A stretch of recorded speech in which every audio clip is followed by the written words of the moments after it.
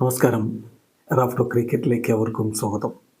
ഇന്ത്യയിൽ നടന്ന ഏകദിന വേൾഡ് കപ്പിൽ പാകിസ്ഥാൻ എങ്ങനെയാണ് പുറത്തായത് എന്നതെല്ലാവർക്കും ഓർമ്മയുണ്ടല്ലോ. ഇന്ത്യയോട് പൊട്ടി തകർന്നിരുന്നു. അങ്ങനെ അവർ ആദ്യമേ പുറത്താകുമെന്ന് തോന്നലുണ്ടാക്കി. പിന്നെ അവസാനമൊക്കെ അവർ വലിയ തിരിച്ചുവരവുള്ള ശ്രമമൊക്കെ നടത്തിയെങ്കിലും ഒടുവിൽ നെറ്റ് റണ്ണിൻ്റെ കാര്യത്തിൽ പുറകിൽ പോയി അവർ സെമി ഫൈനലിൽ കാണാതെ പുറത്തേക്കുള്ള വഴിയിലേക്ക് എത്തുകയായിരുന്നു. അതുപോലെ T20 വേൾഡ് കപ്പിലും അടുത്ത ഘട്ടത്തിലേക്ക് എത്താതെ, സൂപ്പർ 8ലേക്ക് എത്താതെ പുറത്തു പോകാനുള്ള സാധ്യത ഇവിടെ തെളിഞ്ഞു കഴിഞ്ഞു. പാകിസ്ഥാൻ പുറത്തായോ എന്നൊരു ചോദ്യം പല ക്രിക്കറ്റ് പ്രേമികളുടെ ഭാഗത്തുമുണ്ട്. പക്ഷേ പുറത്തായി എന്ന് നമുക്ക് ഒഫീഷ്യലി പറയാൻ പറ്റില്ലെങ്കിലും ഒരു കാല് പുറത്തെടുത്ത് വെച്ച മട്ടാണ്. വേൾഡ് കപ്പിൽ നിന്ന് പുറത്തേക്ക് കാല് വെച്ച മട്ട. ചില സുഹൃത്തുക്കളുടെ കമൻറ്റില്ലേ, Pakistan qualified to Karachi airport എന്ന്. കറാച്ചി എയർപോർട്ടിലേക്ക് തിരികെ എത്താൻ പാകിസ്ഥാൻ ക്വാളിഫൈ ചെയ്ത് കഴിഞ്ഞു എന്നുള്ള തമാശ ഉള്ള ഒരു കമൻറ്റ് കണ്ടില്ല. ഏതാണ്ട് അത് തന്നെയാണ് ഇപ്പോഴത്തെ സ്ഥിതി വിശേഷം.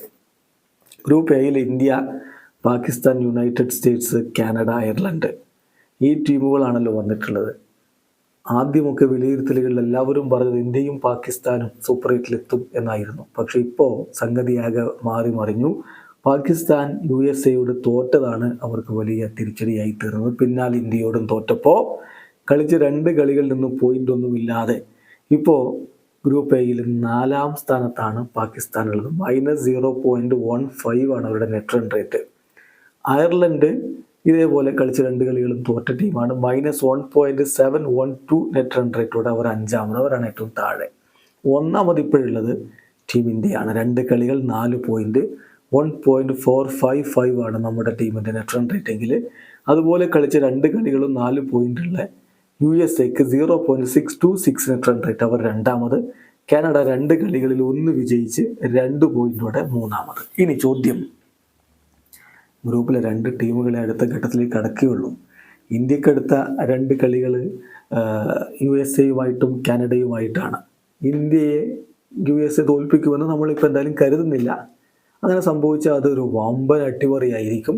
ക്രിക്കറ്റിൽ പിന്നെ ഒന്നും പറയാൻ പറ്റില്ല. എങ്കിലും നമ്മൾ ഇന്ത്യയെ USA തോൽപ്പിക്കുമെന്ന് കരുതുന്നില്ല. അപ്പോൾ ഇന്ത്യക്ക് 6 പോയിൻ്റായി. പിന്നെ മറ്റു വെല്ലുവിളികളൊന്നും വേണ്ട. അവസാന കളി കാനഡയ്ക്കെതിരെയാണ്. അത് ജയിക്കും. ഇനിയിപ്പോൾ അത് മഴ പെയ്തു പോവുകയോ എന്തെങ്കിലും ചെയ്യട്ടെ, എന്നാൽ പോലും ഇന്ത്യക്കൊരു പ്രശ്നവുമില്ലാതെ നമ്മൾ അടുത്ത ഘട്ടത്തിലേക്ക് എത്തുകയും ചെയ്യും. അതേസമയം USA 2 കളികൾ 4 പോയിൻ്റ്. അവരുടെ അടുത്ത കളികൾ നോക്കുക. 1 ഇന്ത്യക്കെതിരെയാണ്, അത് അവർ തോൽക്കുമെന്ന് കൂട്ടുക. അപ്പോഴും അവർക്ക് 4 പോയിൻ്റ്.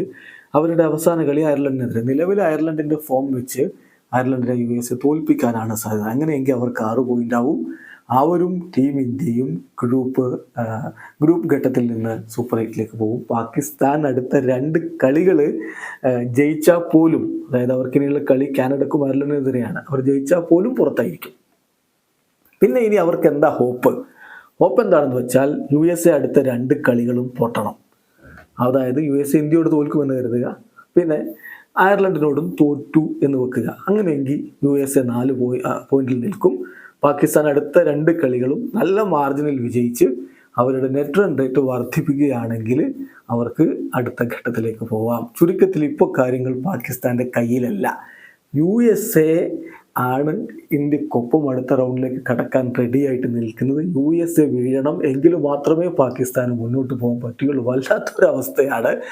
സ്വന്തം കാര്യത്തിന് വേണ്ടി മറ്റുള്ളവരുടെ വീഴ്ച കാത്തു നിൽക്കണം. വീഡിയോ അവസാനിക്കുന്നു. ക്രിക്കറ്റ് ലോകത്തെ കൂടുതൽ വിശേഷങ്ങളുമായി റഫറൻസ് എടുത്താം.